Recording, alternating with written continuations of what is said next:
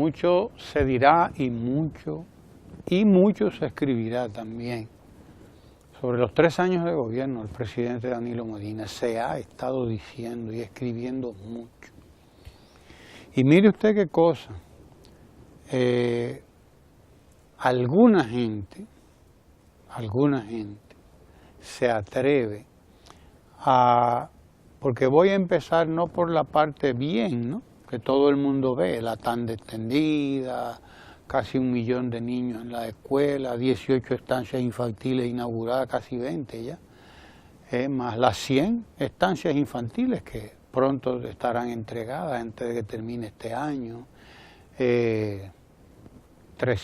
más de 350.000 empleos creados, que muy poca gente se atreve a ponerlo en duda.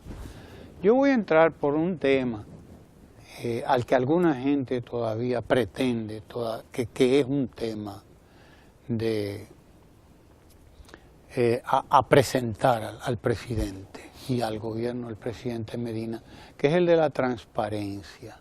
Que por cierto estuvo ayer un grupo de representantes de las instituciones del Estado que tienen que ver con la cuenta única del Tesoro, vale decir tesorería, vale decir contrataciones de bienes y servicios del Estado. Estuvieron en el Palacio hablando del tema. Contraloría. Contraloría, Hacienda estuvo también. Yo quiero comenzar por ahí, porque lo que mucha gente, o alguna gente, no es mucha, pero alguna gente todavía pretende señalar al gobierno del presidente Medina como un problema, como un punto negativo, es el de la llamada transparencia o la lucha contra la corrupción. Y yo creo que en estos 3 años de gobierno ha quedado patente, ha quedado claro que ningún gobierno de los anteriores, como dijo por cierto el vocero de la presidencia ayer, Roberto Rodríguez Marchena, había trabajado en un tema, ese tema, como lo ha hecho el presidente Danilo Medina, que desde el primer día que llegó ahí, el 16 de agosto del 2012, lo primero que hizo fue llamar a todos los funcionarios a firmar un código de ética en el que hacían unos compromisos que probablemente ninguno se ha atrevido a desdecir. Lo primero fue eso. Lo segundo fue la anulación de las tarjetas de crédito, que se manejaban aquí a diestra y siniestra. Aquí hubo gobiernos, y todo el mundo lo recuerda, en donde los funcionarios se pagaban cualquier tipo de cosa de ellos y de sus familiares. De ellos y de sus familiares. Vamos a estar claros. El presidente anuló eso. Pero no solamente eso. Comenzó a poner de una vez en marcha la cuenta única del Tesoro, que permite que hoy decenas de miles de millones de pesos, estamos hablando de unos alrededor de 60.000 millones de pesos, ya estén siendo manejados a través de esa cuenta única del Tesoro, que aquí no se había atrevido a poner en marcha ninguno de los presidentes anteriores al presidente Danilo Medina. Ahora mismo, en casi 30, alrededor de 25 de las instituciones del Estado más importantes, las que manejan el grueso del presupuesto de la República, están en esa cuenta única del Tesoro, número 1, pero además tienen, aparte de su propia comisión de ética, una comisión de veeduría que no está formada además por personas de ahí, de la misma institución o del mismo gobierno, sino por personas de lo que llaman la sociedad civil, gentes de las iglesias, gentes de las diferentes organizaciones sociales, de comunicación, etcétera, etcétera, sindicatos, gente, universidades, veedores, verdaderos veedores, observadores. Algunas de esas comisiones, por cierto, han emitido informes importantes sobre lo que les corresponde ver, lo que les corresponde auditar, lo que les corresponde fiscalizar. Esas comisiones de veeduría están ahí, que fueron prometidas también por el presidente, y están en las instituciones del Estado. De manera que si ha habido y si hay algún gobierno comprometido con la transparencia, ese es el gobierno del presidente Danilo Medina, que acaba de cumplir 3 años. Y ese que muchos han querido presentar como un punto negativo, dudoso, deficiente de la administración Medina, es todo lo contrario. Es todo lo contrario, es un punto luminoso. Lo que pasa es que también el presidente ha cometido un error grave y ha sido quitarle la agenda a la oposición. La oposición se ha quedado sin agenda, porque ¿cómo usted hace oposición a la tanda extendida? Como hemos dicho aquí. ¿Cómo usted hace oposición a la tanda extendida? Nadie puede hacerle oposición a la tanda extendida. ¿Cómo usted le hace oposición a las políticas de democratización del crédito? ¿Qué oposición usted puede tener a una política como esa, que ha permitido que, aunque nosotros tenemos 2 años de sequía, 2 años que no llueve en este país, como llueve aquí, como llueve, que llena las presas y hay hasta que desfogarlas para que la cosa no llegue a donde es peligro, ¿me entiende? O sea, aquí tenemos 2 años que no llueve. Y sin embargo, aquí no hay sequía, en el sentido de que no hay desabastecimiento de los mercados. No hay desabastecimiento, sobre todo por ese que es un punto indudablemente luminoso de esta administración, de compromiso que ha habido con la agropecuaria en la República Dominicana. Un sector que, bueno, uno no puede meterse en todo, pero que lo digan quienes tienen que decirlo. Está recibiendo una atención de primer orden, de primera magnitud, porque además es un sector llamado a transformar la economía de la República Dominicana en sentido general. Por lo tanto, yo quiero comenzar esta evaluación por ese punto que sin duda es un punto luminoso, aunque muchos no quieran verlo así. Ha habido en estos 3 años y deberá seguir habiendo, para bien del país en los próximos 5 años que le van a quedar al presidente por delante, ¿no? Que es el ejercicio más impresionante de transparencia que se haya podido hacer en las últimas décadas en la República Dominicana. Me parece a mí, doctor Rafael Sánchez Cárdenas. Bueno, compartir 2 cosas, Ramón, que como tú dices, yo creo que el origen de esos comentarios esencialmente es político, porque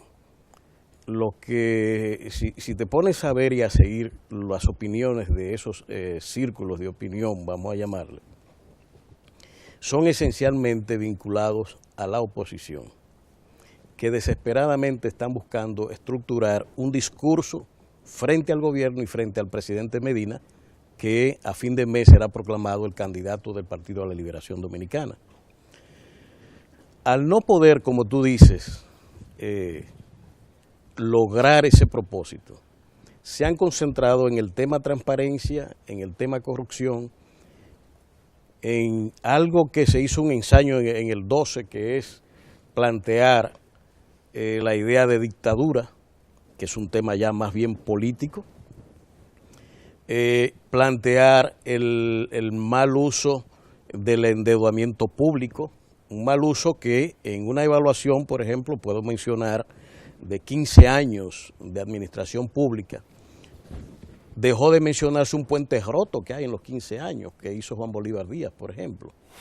15 años donde no se tomó en cuenta la caída de un 20% del PIB nacional en el periodo 2000-2004 y la creación de más de 1.300.000 dominicanos que cayeron en la pobreza.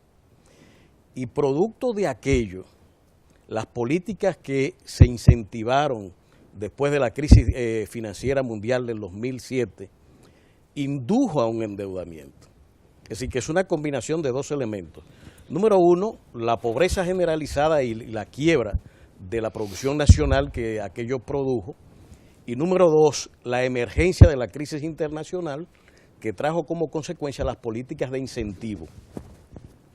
Eso es aumento de gasto y generación de endeudamiento para resolver la pobreza, el retroceso que se produjo social en la población dominicana. Eso ciertamente motivó gran parte del endeudamiento nacional que se produjo. Restablecer el aparato productivo nacional, responder con política de estímulos para que no se perdieran los empleos. Lo que querían y quiere la oposición son las políticas merkelistas, las mismas que en Europa han generado todo ese sufrimiento que estamos viendo en España, Portugal, Italia, Grecia, y que también se produjo en Irlanda. Es decir, por un lado están atacando la política de estímulo fiscal que se hicieron y por otro lado no dicen que son partidarios de las líneas de restricción de gastos, las políticas merkelistas que se han incentivado. Bueno, lo otro es que la división profunda, larga, prolongada que se ha producido en el Partido Revolucionario Dominicano inicialmente, repetitiva, que ha traído incluso a la reducción de la oposición ante el gobierno. El PRD se redujo, el PRM es una parte de ese viejo partido y tiene una reducida oposición el gobierno y el PLD.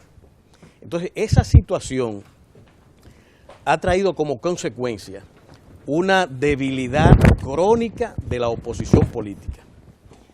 Y esa debilidad hoy se quiere presentar que es una labor de creación del Partido Único Tipo Mexicano y que no tiene absolutamente nada que ver con los procesos de división interna por razones políticas internas. Y eso es una base importante que hay que tomar en cuenta de esa debilidad de la oposición dominicana. Si no vemos esto, no vamos a entender lo demás. Quiere decir entonces que por eso me parece un artículo que hay que leer de Bernardo Vega, que sugería que aquí se estaba implementando el modelo mexicano, que tiene toda una base sociológica, histórica totalmente diferente. Allá son 71 años, aquí se han dado 15 años que lleva este partido en el gobierno con una interrupción de por medio, el puente roto aquel, que no se menciona en la evaluación. Entonces, se quiere asimilar los dos procesos. En México no se produjo lo que aquí se ha producido, un desmoronamiento de la oposición política por un fraccionamiento sucesivo que se ha venido dando y que ha debilitado esa oposición.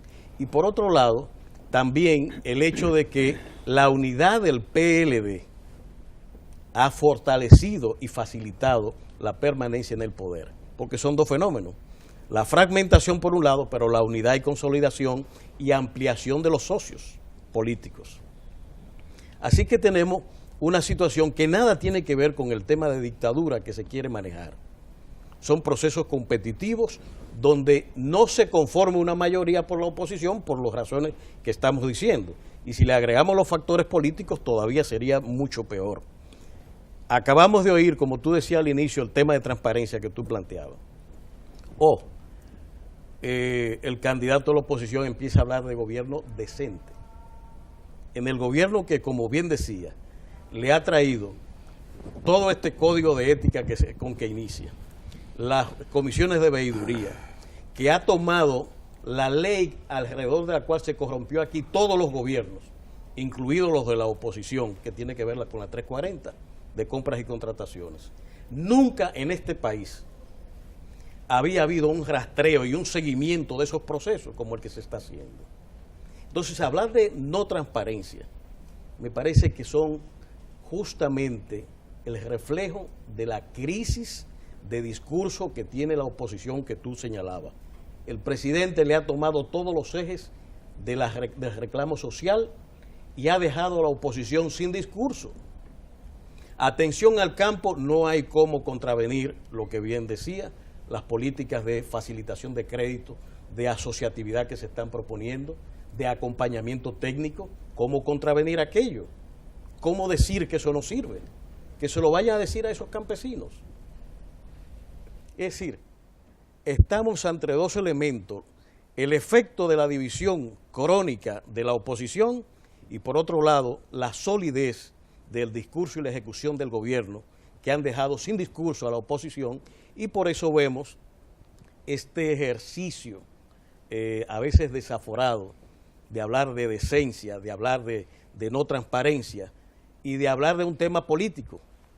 Y el otro que le queda es el endeudamiento, que hay que, como decía al inicio, hay que analizar los 15 años, pero hay que tomar en cuenta el puente roto también. Miren, antes de darle paso, ¿verdad?, a Ramón Tejada Holguín. Buen día. Buenos días, Ramón. Buenos días, tocayo.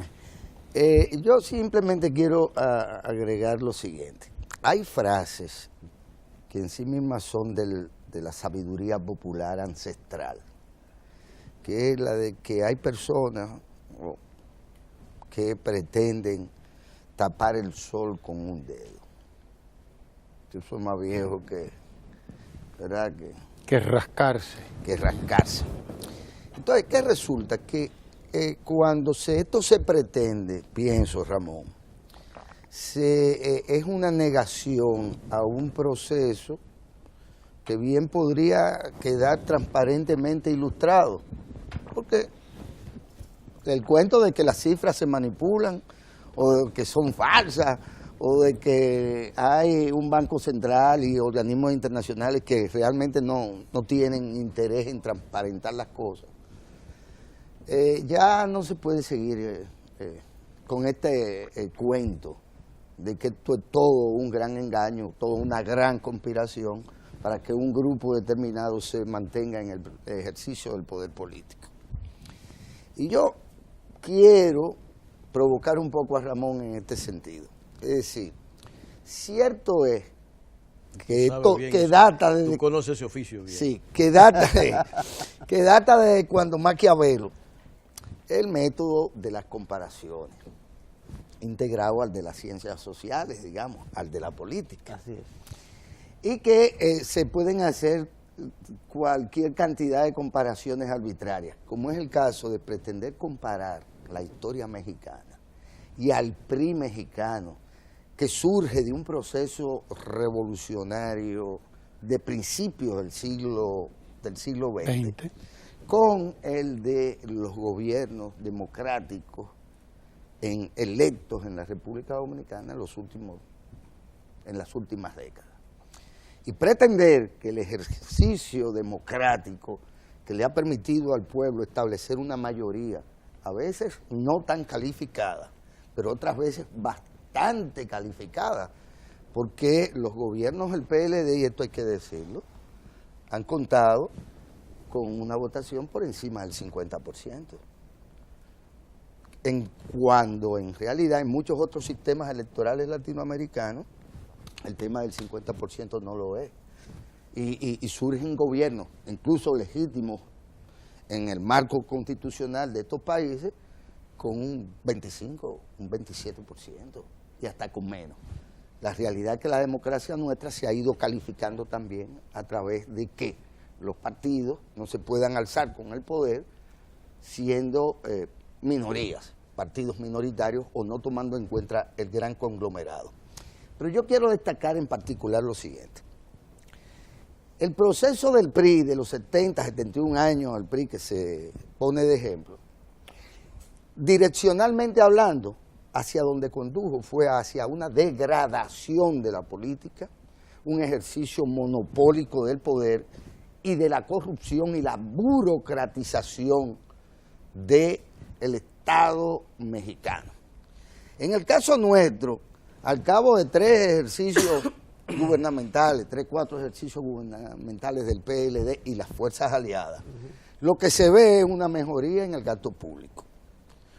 Mayor transparencia por todo lo que ustedes ya han invocado. Lo que se ve es una nueva relación, y creo que Ramón ha hablado de esto varias veces ya aquí mismo, una nueva relación Estado, gobierno, sociedad, un mayor énfasis en las cuestiones que tienen que ver con la descentralización y con el poder local, y una comunicación directa del presidente con grupos organizados en todo el territorio nacional para destrabar procesos que tienen que ver con la generación de riqueza y la elevación del nivel de vida y de calidad de vida del pueblo dominicano. Mientras nosotros marchamos evidentemente hacia una cualificación de la democracia, en el caso mexicano, ellos hoy mismo están sumergidos en prácticamente una guerra civil que lleva en los últimos 5 años decenas de miles de muertos. 70.000 en los últimos 7 años, mal contado. Resulta particularmente arbitrario, incluyendo a un hombre que nos merece tanto respeto como Bernardo Vega, que se pretenda a esta altura del juego, en el siglo XXI, andar comparando la democracia dominicana y las mayorías dominicanas con la población o la situación mexicana. No sé qué tú piensas. Bueno, como dicen, toda generalización es arbitraria y odiosa, e inclusive a veces hasta grosera. Pero comparar, vamos a empezar, antes de comparar los aspectos que tú acabas de establecer muy bien, de diferencia entre la sociedad dominicana y la sociedad mexicana. Vamos a ver, primero que nada, el PRI, que en algún momento Vargas Llosa llamó precisamente al régimen establecido en México por el PRI como la dictadura perfecta, pero que tenía su origen dentro del partido. Pero ¿cuáles eran las características del PRI? A grosso modo. En México, efectivamente, el PRI, el Partido Revolucionario Institucional, surge de un proceso revolucionario. De un proceso revolucionario en donde los liderazgos dentro del PRI y dentro de la sociedad mexicana terminaban alternándose a través del pistoletazo, el golpe de Estado y el yo te quito.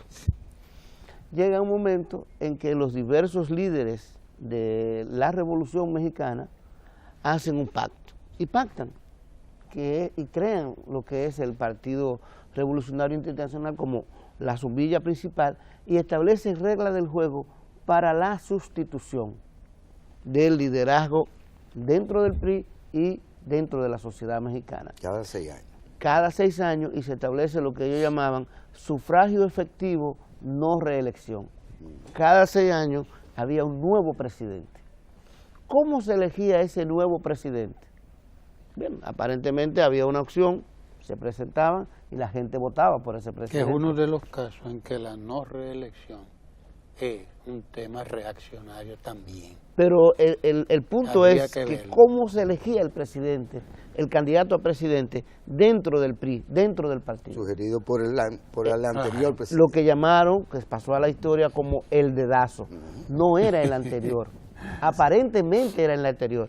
Era vamos a decirlo así, la unión de los diferentes grupos y de generaciones establecidas dentro de los grupos que se unían y tomaban la decisión. Claro, la decisión tomaba el presidente y decía, a mí me va a sustituir fulano de tal, sin ninguna intervención de la gente, de la masa, ni de nada. Era una auténtica forma dictadura total, perfecta. sí, y de sustitución de una generación a otra. Es tanto así que hay un texto de un escritor mexicano que sostiene que la gran crisis que pasó en los años 80 y que fue la que desencadenó la salida del PRI, ocurrió porque hubo un salto con Salinas de Gortari. y con Cuauhtémoc Cárdenas.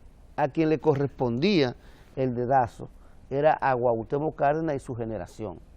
Al saltarlo y elegir a Salinas para establecer todo el momento neoliberal, entonces ¿qué ocurre? Se divide el PRI y se crea el Partido Revolucionario Democrático, PRD. Y eso atraviesa Que también ese por fue Colosio. la cosa. Y bueno, Colosio fue ya después de Salinas Posterior. y viene la muerte. O sea, fíjate cómo lo que creó el PRI fue una institucionalidad. Ahora vayamos a República Dominicana. En el Partido de la Liberación Dominicana, esas mismas personas que escriben eso y que dicen esas cosas, fueron las que se pasaron los primeros 3 años del gobierno de Danilo Medina hablando de la división interna de esa organización y de estableciendo diferenciación entre Danilo y Leonel, e incluso buscando la forma de ponerlos a pelear, como una manera de poder dividir esa organización política, cosa que no ocurrió. Pero ¿cómo se eligió dentro de esa organización o cómo se ha elegido tradicionalmente el liderazgo dentro de esa organización? Se ha elegido a través de las bases, independientemente del papel que juega el comité político y el comité central. Hay una participación real y efectiva y una convocatoria a las bases, incluyendo en las primarias internas que se realizan. Pero además de eso, se ha dado traspaso de mando a través del dedazo y después el liderazgo se desaparece. No, no se ha dado ese traspaso de mando. Y además, entonces, lo que ha demostrado el PLD, que contrario al PRI, que se presentaba como una organización total y absolutamente monolítica, autoritaria, sin contacto real y efectivo con las bases del partido, sí con los frentes de masa, sí controlaba a los sindicatos, sí controlaba a las asociaciones de agricultores, de campesinas, sí controlaba, o sea, tenía el control de toda la sociedad organizada mexicana. Aquí no lo tiene. Aquí tú tienes una serie de organizaciones tipo Participación Ciudadana, FINJU, Centro Bonó, Montalvo, Junta de Vecinos, CONEP, que nadie puede decir que han sido cooptadas por una organización como el PLD o que existe esa institucionalidad. Entonces, eso ya es solamente, y fíjense, el asunto es todavía más profundo. Yo estoy simplemente viendo lo obvio dentro de las dos organizaciones políticas y ya tú dices, mira, es que es imposible absolutamente la comparación. Es una comparación total y absolutamente absurda. Pero ahora viene algo más interesante. Aquí no olvidamos lo siguiente.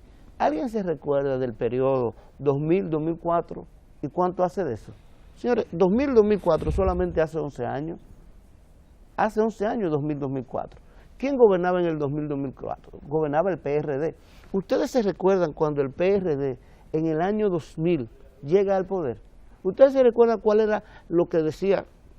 Los jovencitos como yo lo leímos en los libros, pero ustedes se recuerdan lo que decían los diversos investigadores, articulistas y la mayoría de la gente que trataba el tema político, que iba a durar 50 años. Ciertamente. Que había ganado y que era imposible que saliera del poder. Y no solamente eso. Ay, 2 años Ustedes se después. recuerdan en el año 2002. Exacto. El Congreso Nacional entero era total y absolutamente PRDista. Sí.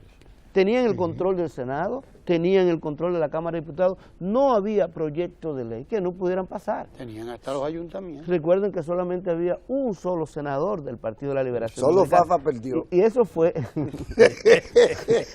y eso Fafa... y eso... Qué malo. Qué malísimo. Entonces, y eso fue tan reciente como hace 11 años, señores. Hace 11 años que esta cosa ocurrió. Hay una mayoría cambiante. El PRD perdió la Cámara de Diputados y el Senado en el 2006. Sí. En el 2006, hace 9 años. Sí. Tenían 29 senadores. Tenían 29 senadores. Entonces, ¿qué es lo que estoy diciendo con esto? Primero que nada, viendo la falacia de lo que se quiere plantear de una dictadura perfecta, de una organización. Segundo, viendo la falacia también de lo inusitado supuestamente que es el control de los organismos. Aquí nosotros no olvidamos, por ejemplo, cómo se eligió un juez de la Suprema Corte de Justicia en el periodo de Hipólito Mejía.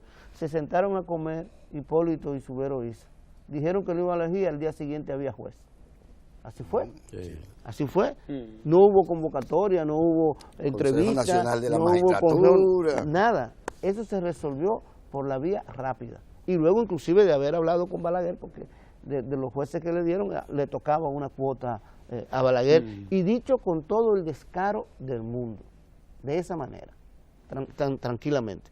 Entonces, oye, no es verdad que nosotros estamos en la puerta ni de una dictadura constitucional, ni de un partido de esa naturaleza, ni nada. Y además de eso, que es un partido que la virtud que tiene y lo que lo ha mantenido en el poder es precisamente que sabe procesar sus conflictos internos y llega a acuerdos entre los diversos grupos, porque no es que no hay contradicciones. Ninguna organización en el mundo sobrevive real y efectivamente sin la existencia de contradicciones. De hecho, el conflicto es lo que crea las cosas nuevas. El conflicto es lo que motiva el cambio. El conflicto no es malo. Lo que es malo no saberlo procesar. Y eso es lo que le ha ocurrido al otro lado. ¿Cómo se puede haber perdido el poder en el año 2000-2004? Hay que ser bastante malo. Teniendo el Congreso, teniendo el Poder Ejecutivo, teniendo además que el partido más grande en ese momento y el principal partido era el partido que le daba sostén a ese gobierno. Si fuera cierto que solamente se ganan elecciones a través del uso de los recursos del Estado y todo eso, nunca debió haber perdido Hipólito Mejía, porque el uso que hizo y la forma en que se manejó fue hasta ese momento la mayor de todas. Y hay que recordar, Ramón, que en el 98 el Partido Revolucionario Dominicano también logró la mayoría congresual. Sí, y la municipal pero en también, el 2002, muy importante. En el 2002 fue que arrasó. El 2002 fue el remate. Tenía porque vamos a ver, tenía 2/3. Es decir, quizá el PLD, como ellos no tienen ningún senador, uno puede decir, pero sí, pero tenía 2/3 de la Cámara del Senado, que para fines de banca y pool, como dicen, es exactamente lo mismo que tenerlo todo. Es decir, en este contexto, tener 22 senadores y tener 32 es lo mismo. Es lo mismo. Es exactamente lo mismo para 66%. cualquier proyecto, para cambiar, para lo que sea. Claro. Entonces, bueno, solamente viendo eso, y eso solamente viendo así a grandes rasgos, digo, y cosas obvias de la historia. Pero ahora comparemos entonces el partido uno con el otro. El Partido de la Liberación Dominicana, como usted ha dicho, tiene esa capacidad que ha sabido procesar los conflictos. Eso es lo que le ha faltado al PRD. Hay un problema que hay que entender. Yo no conozco un solo médico que te mire, te pique un ojo y te diga, tómate antibiótico. Que ya te o que venga, no. ¿Qué hace el médico antes de tomar y decir, te voy a dar una medicina? Te hace un análisis, te pone un estetoscopio, te manda a hacer un análisis de sangre, te hace esto, entonces después dice, tú necesitas un antibiótico, o tú necesitas un antiinflamatorio, o tú no necesitas nada, ponte a hacer ejercicio, o lo que sea. Pero primero tiene que haber un diagnóstico. Eso es lo que le ha ocurrido al sistema político dominicano. Hay un grupo de personas que tienen un diagnóstico errado, y por eso precisamente se le hace tan difícil constituir una mayoría que le favorezca. Y derivar las políticas de esos principios de evaluación que hacen. Claro, porque mira, si tú te pones, a ver, si, como decía, la política de intentar crear diferencias y líos dentro de a nivel interno de los partidos, ¿es nueva? No. ¿Se intentó con el PLD? Sí. Entonces, si vamos a suponer que haya existido esa política, ¿por qué esa política tiene éxito con el PRD? Hipólito Mejía, no olvidamos que hizo lo imposible por dividir al Partido Reformista y atraerlo, y de hecho se atrajo una parte que fue que lo apoyó. La Alianza Rosada. Él decía que amarraba su chiva. Que amarraba su chiva y también hizo lo propio con sectores del PLD. Ahora, ¿por qué en el PRD impacta tanto esto? Porque el problema no es externo, el problema es interno dentro de ellos mismos. Como va a ocurrir si sigue por el mismo camino con el PRM, porque no han entendido de qué va la política en un país como República Dominicana. Ellos tienen como referencia al otro partido o tienen como referencia al Estado. Usted tiene que aprender a tener referencia a la ciudadanía. Usted tiene que comenzar a entender que en la política dominicana muchas cosas han cambiado y el que no encanta, el que no convence, el que no le vende a la ciudadanía que puede hacer algo mejor, que puede mejorar su entorno, que puede mejorar económicamente, que puede mejorar institucionalmente, el que no lo hace creíble hacia la gente, como dirían en el pueblo, no va para parte. Y ahí es donde está el problema. No están apelando, no están buscando conectar con la gente, conectar con las personas, entender sus necesidades. Es como el disparate este que tú escuchas. El gobierno es porque tiene comprado a toda la prensa. Cavada está con el gobierno, es de lo que más se ve y de lo que más se escucha. Alicia Ortega está con el gobierno, es de lo que más se ve y lo que más se escucha. Nuria está con el gobierno, de lo que más se ve y lo que más se escucha. Uchi Lora está con el gobierno, es de lo que más se ve y lo que más se escucha. Zapete está con el gobierno, es de lo que más se ve y lo que más se escucha. No es verdad. Es decir, los sectores de la prensa que tienen mayor nivel de audiencia, no puede nadie decir que está con el gobierno.